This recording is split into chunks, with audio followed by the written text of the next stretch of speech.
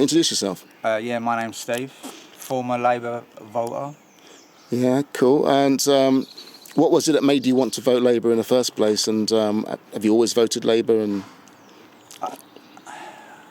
I'll be honest, like, politics didn't really interest me until I hit my 30s, which is when I think I finally woke up and realised, you know, how the world really worked. Mm-hmm. Who was pulling all the strings, so to speak, behind the scenes. Yeah.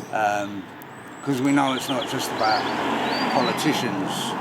You know, you're given a choice who you want to vote for, but you're always pushed for somebody. Yeah. So, for example, Dennis Skinner, mm-hmm.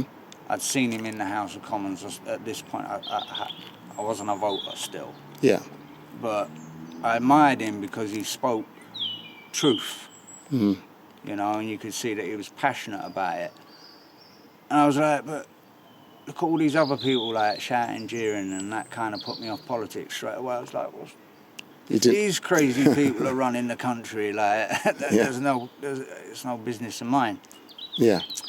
You know, what difference am I going to make as one person, you know, voting?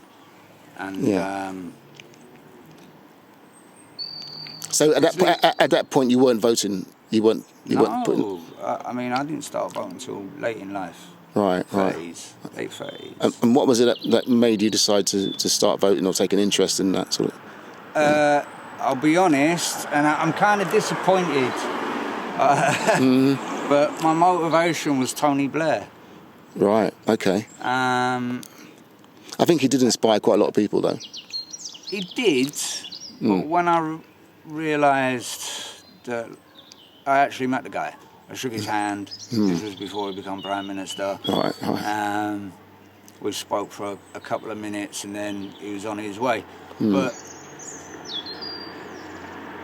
for me, like, what turned out to be a reason that put me off politics again, not from voting, but the fact that, like, the war and stuff in Afghanistan, like the inaction that I see now around the world, I'm just like, well, who would you vote for, you know? And then Jeremy Corbyn come on the scene, and, like, I kind of started getting into what he was all about, some of his history, what he's done in politics, you know, what's he voted on, what's he not voted on, you know, that clearly gives me an indication of the character of a person when you can look and see what they vote on.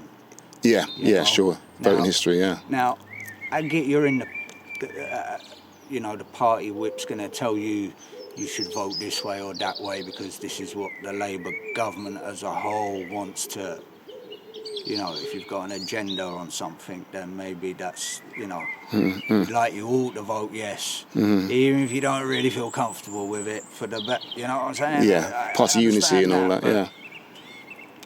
Like, what happened to, I mean, democracy is all about freedom of free speech and being able to vote for who you want to vote for. So surely that person should be able to represent what they feel on the subject, regardless of the policy that wants to be pushed forward.